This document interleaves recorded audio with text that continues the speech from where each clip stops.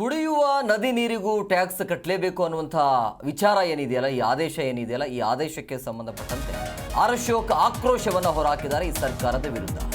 ಕುಡಿಯುವ ನದಿ ನೀರಿಗೂ ಈ ಹಸಿರು ಸೇಸ ವಿಚಾರವಾಗಿ ಮಾತನಾಡಿದರು. ಹಾಲು, ಮದ್ಯ, ಜನನ ಮತ್ತು ಮರಣ ಪತ್ರಕ್ಕೂ ಕೂಡ ಟ್ಯಾಕ್ಸ್ ಕೊಡಲಾಗ್ತಾ ಇದೆ. ಸೊ ನದಿಗೆ ಟ್ಯಾಕ್ಸ್ ಹಾಕಿದ್ರಿ, ಸೊ ಕೆರೆ ಕಾಲುವೆ ಯಾಕೆ ಬಿಟ್ಟಿದ್ದೀರಿ ಅಂತ ಪ್ರಶ್ನೆ ಮಾಡಿದ್ದಾರೆ. ರಾಜ್ಯ ಸರ್ಕಾರದ ವಿರುದ್ಧ ಅಶೋಕ್ ಈ ರೀತಿಯಾಗಿ ವಾಗ್ದಾಳಿಯನ್ನು ನಡೆಸಿದ್ರು.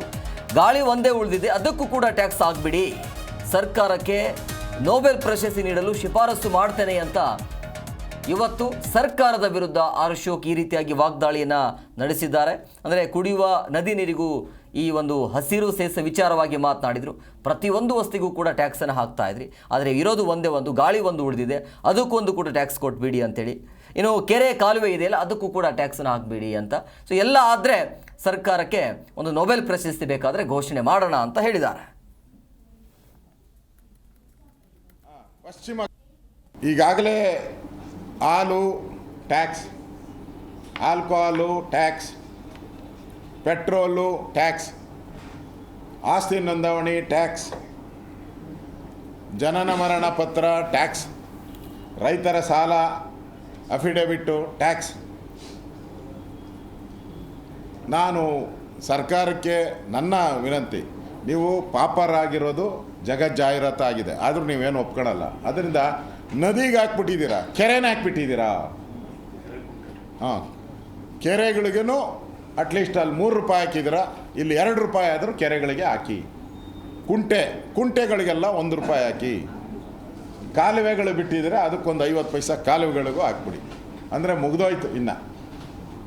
ಇನ್ನು ಟ್ಯಾಕ್ಸ್ ಹಾಕೋದು, ಇನ್ನು ಗಾಳಿ ಒಂದು ಉಳಿತೈತೆ, ಏರ್. ಅದನ್ನು ಈಗ ಅವ್ರೇನು ಹೇಳಿದ್ದಾರೆ ಅರಣ್ಯ ಮಂತ್ರಿಗಳು, ಶುದ್ಧವಾದಂಥ ಏನೋ ಪಶ್ಚಿಮ ಘಟ್ಟವನ್ನು ಶುದ್ಧ ಮಾಡಬೇಕಂತೆ.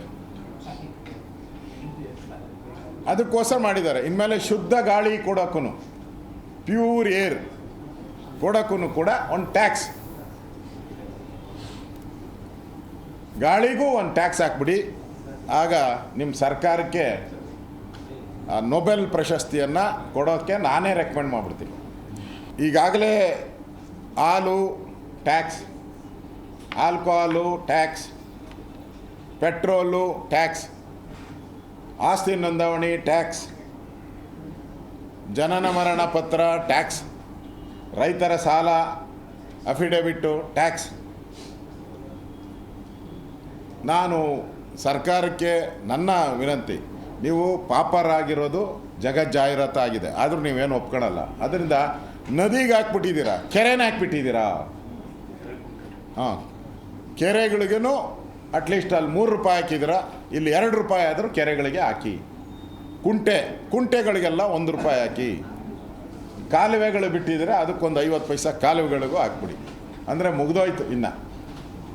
ಇನ್ನು ಟ್ಯಾಕ್ಸ್ ಹಾಕೋದು, ಇನ್ನು ಗಾಳಿ ಒಂದು ಉಳಿತೈತೆ, ಏರ್.